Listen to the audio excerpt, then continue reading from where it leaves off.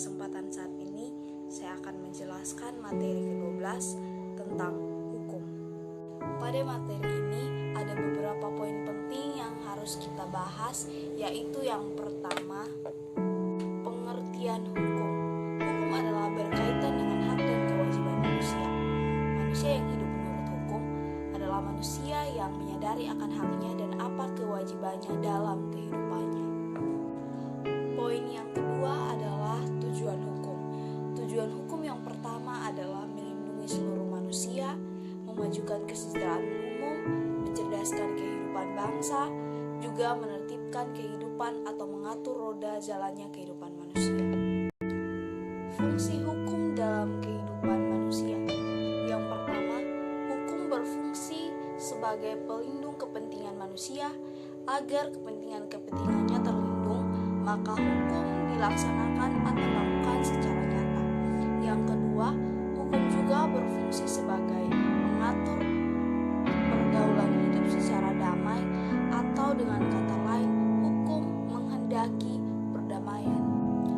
Tujuan dan peranan Kristen terhadap hukum. Dalam konteks Kristiani, kedudukan hukum menjadi salah satu hal yang sangat positif. Oleh karena itu, ajaran Kristen mengharuskan setiap orang untuk menjadi teladan dalam mematuhi hukum, menjauhi perbuatan-perbuatan yang melanggar hukum, menjauhi perilaku yang melecehkan aparat hukum, dan mampu memberi suara nabiah atau nasihat atau kritikan. Poin yang berikut adalah ciri-ciri hukum yang bersifat khusus. Itu terdapat 3, yaitu yang pertama, hukum adalah aturan perbuatan-perbuatan manusia. Yang kedua, hukum itu bukan hanya dalam keputusan, melainkan juga dalam realisasi. Dan yang ketiga, hukum itu mewajibkan. Baik, dari materi yang saya sampaikan, kita dapat mengambil kesimpulan bahwa hukum itu sudah ada sejak Tuhan Allah menciptakan manusia pertama itu menurut Kejadian 1 ayat 3. Di situ Allah serta-merta memberikan hak dan kewajiban kepada manusia. Nah, dari situlah awal terciptanya hukum dalam kehidupan manusia.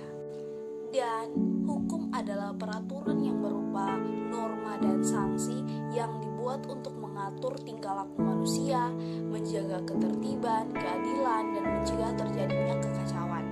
Hukum merupakan terjemahan dari bahasa Ibrani, yaitu Torah, yang sama artinya dengan Taurat, dan diterjemahan dalam kitab Mazmur. Terjemahan baru yaitu undang-undang. Torah berarti mengejar atau menunjukkan. Maka kita sebagai ciptaan Tuhan, mari kita selalu menjalankan kehidupan kita harus sesuai dengan aturan-aturan yang berlaku dalam negara kita, dan jangan lupa kita harus selalu menjalankan kehidupan kita sesuai dengan kehendak Tuhan. Terima kasih.